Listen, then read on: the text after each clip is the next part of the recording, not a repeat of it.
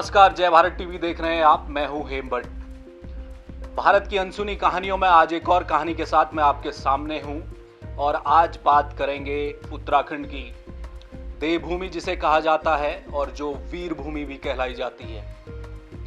प्राचीन इतिहास से लेकर मध्यकालीन और आधुनिक काल तक इतिहास के पन्नों को पलट लीजिए। वीर भूमि, देवभूमि, इस पर्वतीय हिमालय अंचल की शौर्य गाथाएं आपको कहीं न कहीं पढ़ने को मिल जाएंगी। ऐसी एक कहानी आज मैं आपके साथ साझा कर रहा हूं। गढ़वाल रियासत के एक राजा हुए जिन्हें मैं अंतिम शासक कह रहा हूं। वो क्यों, वो कहानी के अंत में मैं आपको बताऊंगा। जिनका नाम था प्रद्युमन शाह। परमार वंश के ये राजा थे और 1786 से लेकर 1804 तक इनका कार्यकाल रहा।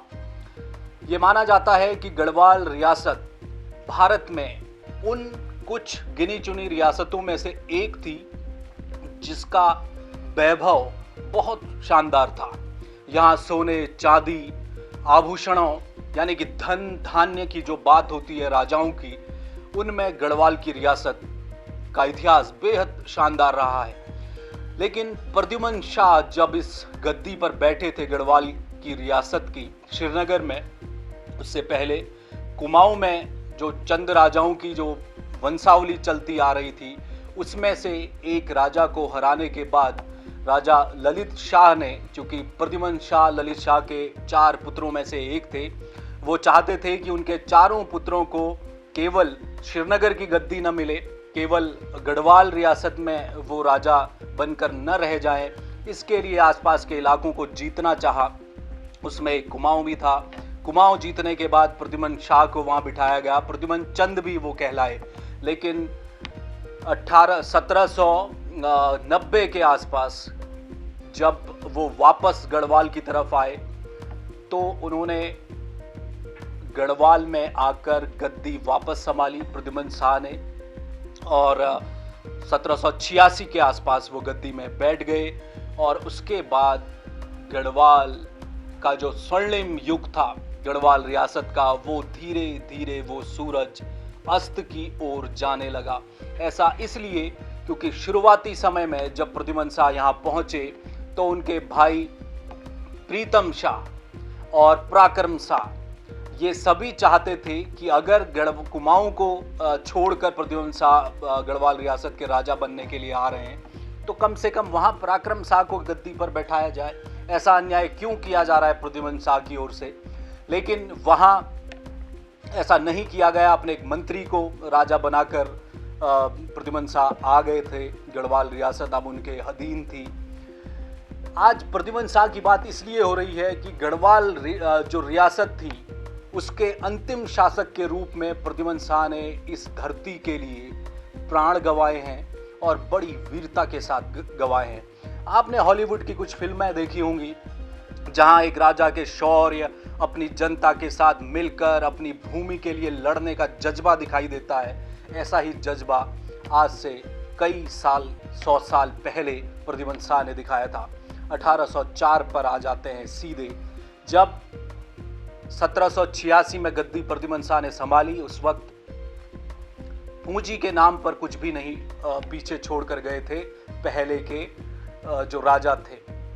आर्थिक नुकसान था और 1803 में तो गढ़वाल में जो भयंकर भूकंप आया था उसने बड़ी त्रासदी मचाई। और उससे पहले जो 95 की 51वीं की जो बात होती है, बहुत बड़ा सूखा पड़ा था पूरे गढ़वाल में। लोगों के पास खाने को नहीं था, अनाज नहीं था, कैसे लोगों का जीवन आगे बढ़े इस बात का संकट था। तो पूरा तरह से जो गढ़वाल रियासत थी वो आर्थिक रूप से कमजोर होती चली गई।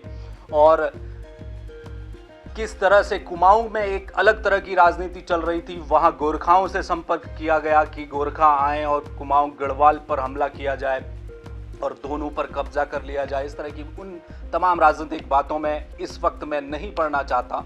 मैं सीधे आपको ये बताना चाहता हूं कि प्रद्युमन शाह 1803 भूकंप के बाद पूरी तरह टूट चुका था गढ़वाल। और उसके बाद जैसे ही अंग्रेजों को माफ कीजिए गोरखाओं को ये पता चला कि ये वक्त ऐसा है कि गढ़वाल पर अब कब्जा किया जा सकता है, गढ़वाल कमजोर है और इस कमजोर कड़ी पर चोट की जा सकती है।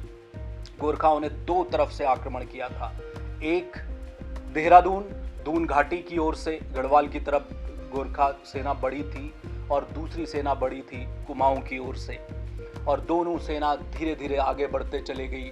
प्रद्युमन शाह को इस बात का एहसास था कि अब श्रीनगर का किला बहुत समय तक महफूज नहीं है। रानी का इससे पहले निधन हो चुका था। उस वक्त जब सीमाओं पर प्रद्युमन शाह ने अपनी सेना को लड़ने भेजा तो जो गोरखा आर्मी थी, गोरखा के जो सेना थी, वो प्रशिक्षित सेना थी और उसने धीरे धीरे गढ़वाल रियासत की जो सेना थी, प्रद्युमन शाह के जो लड़ाके थे, वो एक एक करके वीर गति को प्राप्त होने लगे। बड़ी संख्या में हताहत हुई थी सेना प्रद्युमन शाह की और गोरखा लगातार आगे बढ़ रहे थे और बहुत जल्द श्रीनगर का जो किला था उस पर कब्जा कर लिया गया। लेकिन इस कब्जे से ठीक पहले प्रद्युमन शाह ने अपने पुत्र यानी कि युवराज सुदर्शन शाह को और अपने भाई प्रीतम शाह को और कुछ दासियों को, महिलाओं को किले से महफूज बाहर निकाला और अलकनंदा नदी को पार कर दूसरी ओर वो ले गए। और वहाँ पर प्रद्युमन शाह के साथ जो सेना बची थी वो लगातार गोरखाओं से लड़ते रहे। गोरखाओं ने उनका पीछा किया। प्रद्युमन शाह सुदर्शन शाह को ज्वालापुर, हरिद्वार के ज्वालापुर भेजा, सुरक्षित स्थान पर भेजा। प्रीतम शाह साथ में उनके लड़ रहे थे और सेना लगातार खत्म हो रही थी। तो आज जो कहानी की मैं चर्चा कर रहा हूँ उसका एक बहुत खूबसूरत पहलू ये है कि जब सेना समाप्त हो गई प्रद्युमन शाह की तो गढ़वाल की जनता उठ खड़ी हुई। अपने सेना नायक, अपने राजा के लिए गढ़वाल के लोगों ने कहा कि हमारे युवा बच्चों को आप अपनी सेना में ले जाइए, उसके बदले हम पैसा नहीं लेंगे। यानी कि बिना तनख्वाह के गढ़वाल के युवा प्रद्युमन शाह की सेना में भर्ती होने लगे और बड़ी संख्या में गोरखा प्रशिक्षित सैनिक थे। कहाँ तक प्रद्युमन शाह के सैनिक टिक पाते, बड़ी संख्या में युवा मारे जाने लगे। लेकिन बावजूद इसके गढ़वाल की जनता कैसे अपने राजा के पीछे खड़ी रही और राजा कैसे जनता के आगे खड़ा रहा दुश्मन के बीच में, ये दिखाता है कि गढ़वाल की रियासत अब चूंकि अस्त की ओर थी, लेकिन प्रद्युमन शाह इस बात के लिए कभी हामी नहीं भरे। उन्होंने हथियार नहीं डाले और लगातार युद्ध होता रहा। लड़ते लड़ते ये लड़ाई देहरादून तक पहुंची। जब देहरादून प्रद्युमन शाह पहुंचे तो उनके पास न के बराबर सैनिक थे।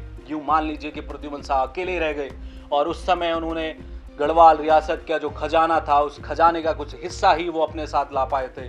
कुछ आभूषण थे, सोने थे, गहने थे, उनको लेकर वो यहाँ से लंढौर रियासत के जो सरदार थे उनके पास गए और कहा तकरीबन 1 लाख रुपया उस समय बना, उसके बदले में 20,000 सैनिक खरीद कर लाए गए। और ये भी एक दिलचस्प किस्सा है कि किसी राजा ने सेना खरीदी हो और किराए के सैनिकों के साथ देहरादून पहुंचे, घोड़े में सवार होकर। देहरादून की एक जगह है खुड़बुड़ा, जहां पर तुमुल संग्राम का जिसे नाम दिया गया, वो अंतिम संग्राम था गढ़वाली राजा और गोरखाओं के बीच में, जो एक निर्णायक भूमिका में ये युद्ध गया। खुड़बुड़ा के मैदान में जब राजा प्रद्युमन घोड़े में सवार होकर आए, पीछे 20,000 सैनिक थे और वो सैनिक पर्वतीय इलाकों में लड़ने के माहिर नहीं थे। गोरखाओं में ये ताकत थी कि वो ऐसे माहौल में भी लड़ सकते हैं। लड़ाई हुई, बहुत देर तक गजब का संग्राम हुआ।